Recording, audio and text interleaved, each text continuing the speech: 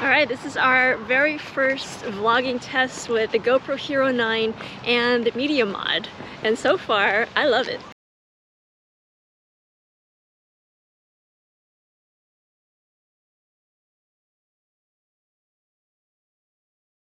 This is the very first time we're turning on the Hero 9.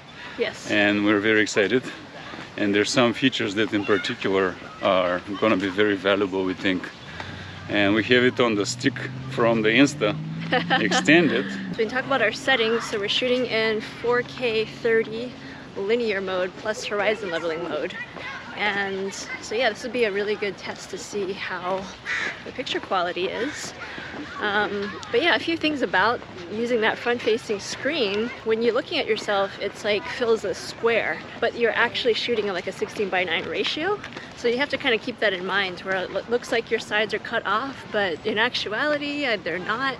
But you can't quite tell by looking at the screen that way. But there is a way to customize a front-facing screen so that it does fill it more accurately, but you just see a lot less. Ooh, I see myself. Yes. Oh, he has levels. Holy. He has levels. Where? Right here. Oh. Oh, audio levels. Yeah. Oh, thank God. Yeah. Oh man. Okay, that's cool. We just found audio levels on the new GoPro. No one talked about that until now. Yeah, so the way that, we're gonna spin our reviews is that it's gonna be more vlogging focused, because that's really how we use the GoPro. We vlog with it more so than we do action kind of stuff with it. So you've probably seen tons of people talking about it from an action perspective, but we really want to make our reviews more vlogging oriented. And yeah. So yes, the levels are huge because that verifies that your mic is connected and working. That is true. So yeah, because otherwise you don't know. And beyond vlogging, I guess our style is more like we're trying to capture an experience as it's happening, and at least have that be a part of the video, but it actually often ends up being the main part of the video. So let's say we go out on an adventure and we turn the GoPro on during key moments and just film them, and then we chop them up and add B-roll, and that's really our creative workflow. So GoPro ends up being the main camera actually, which is the funny thing. It has been, yeah, because it's so small and it does a really good job. So, obviously we would love to shoot more with our Fujifilms, but, when we compare the Fujifilm footage with the GoPro footage, Fujifilm is still superior, but like barely. GoPro's pretty good. It's getting close, and it also brings up why we like this linear mode, because then it becomes like a normal camera.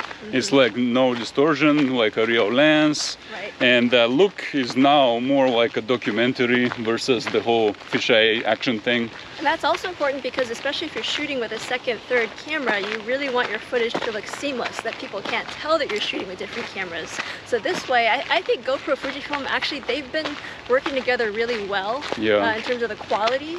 They match their colors and stability pretty well, but this way it goes even further. And now that we're shooting linear, we can just flip this and really not even mess with the settings anymore.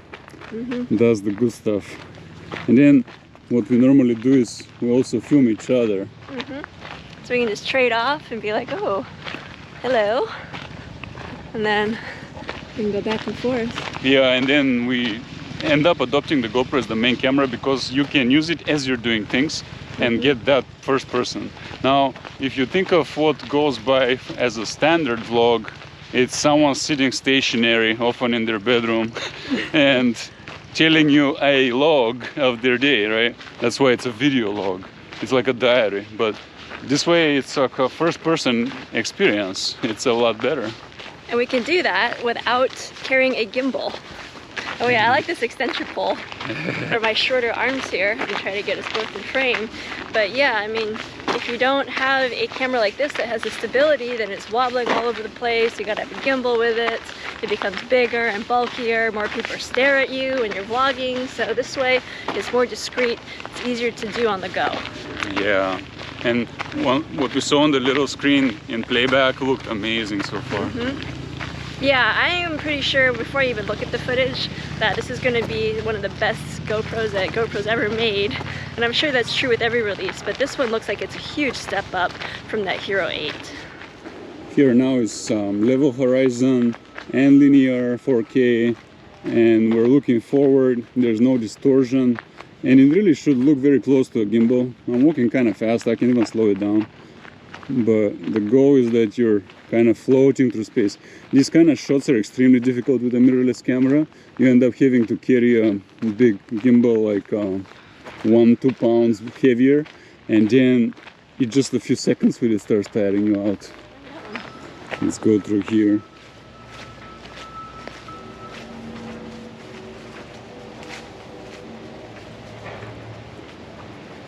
Here with these leaves should really give you that gimbal idea. I'm gonna try a little run with it. Forward now.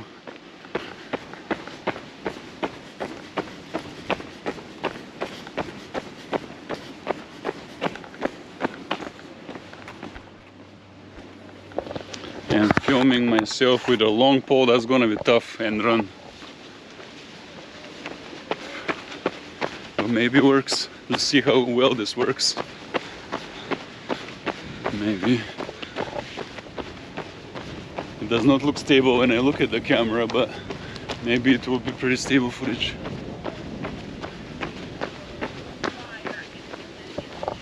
And here's a sample footage of what it looks like without that horizon leveling feature. So we're still in 4K 30, still in linear, but horizon leveling has been turned off.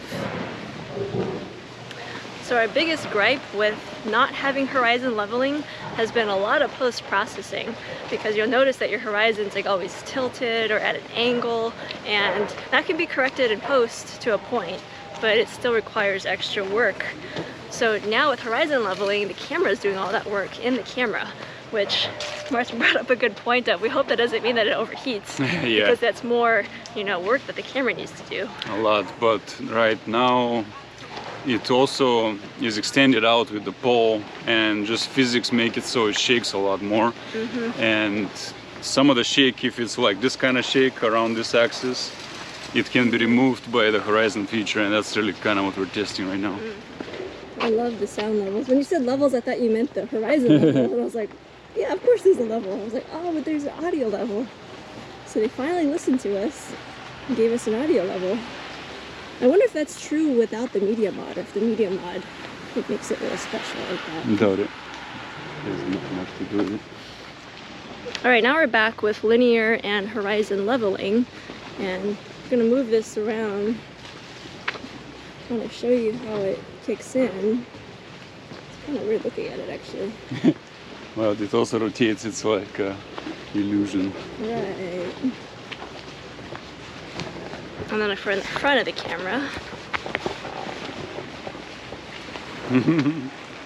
See? Like that. I don't know if that's supposed to happen. You see, here's a edge where Yeah, so you can't exceed that edge, otherwise it will look a little weird. it's a threshold. Because yeah, it's trying to level everything out, but obviously if you tilt it too far to the side, it kind of flips like that. Well, it's normal, like your Fujifilm does, for example. If you flip it, your horizon ends up halfway in vertical.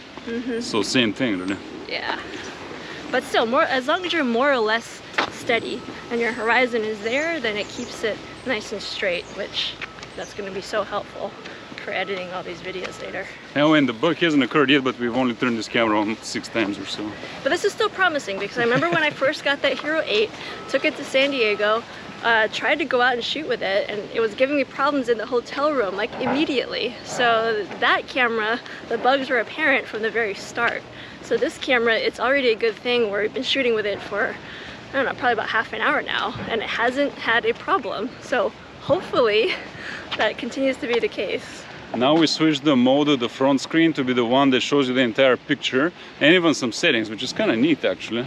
Yeah, so now besides the top bar that shows you your memory card space and your battery space, you now have one that verifies that you're in video mode, which is good. Yeah. And also the settings, so yeah, it shows us that we're in 4K, linear, cinematic, so perfect. It's exactly what we want right now. Yeah, and it shows you the countdown in red as it's blinking.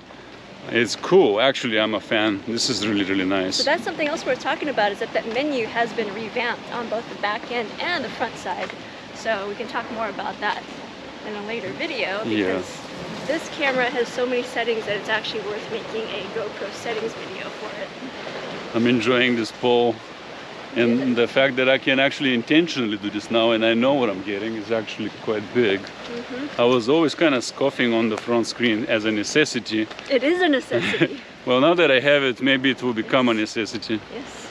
Because I like the idea of being able to compose as I'm shooting myself. And you know, as a real filmmaker, that's important, because otherwise, you know, you can be like, oh, I think I'm in frame. And with GoPro, when you're shooting wide, you're more or less right, like you are in frame. Or if you're by yourself, it's okay. When you've got two people of different heights, like us, it's a little bit harder to make sure that that's true. Yeah, well, this is gonna be quite interesting. It really looks like by far the best GoPro and by far the best action camera. We are not yet there with the empirical evidence of that, but we'll gather that too for a detailed review. This is just the first impression rambling. Yeah, first impressions, and we wanted to put the settings on like the highest settings, the ones that we're probably going to be using a lot with this camera, because we want to see just how good everything has gotten. But yeah, we'll do a separate video showing, you know, the comparisons between other resolutions, other modes, but this is the mode that we'll be shooting in probably the most with this camera. But yeah, so far, I love it. I love it. I'm more impressed with this camera than I was expecting. Yeah, it sounded promising, but now actually seeing what it's capable of, even before the preview on the computer, is impressive. And what is gonna be our use case? I think we're gonna go and look for fall colors one of the upcoming weekends, because fall is here. We even have a hotel stay coming up soon. Ah, yes. So those might be separate videos, might be the same video, we don't know yet, but stay tuned on Gemini Discover for the actual travel videos. Yeah, we're gonna begin filming with the 8 immediately, since we're really...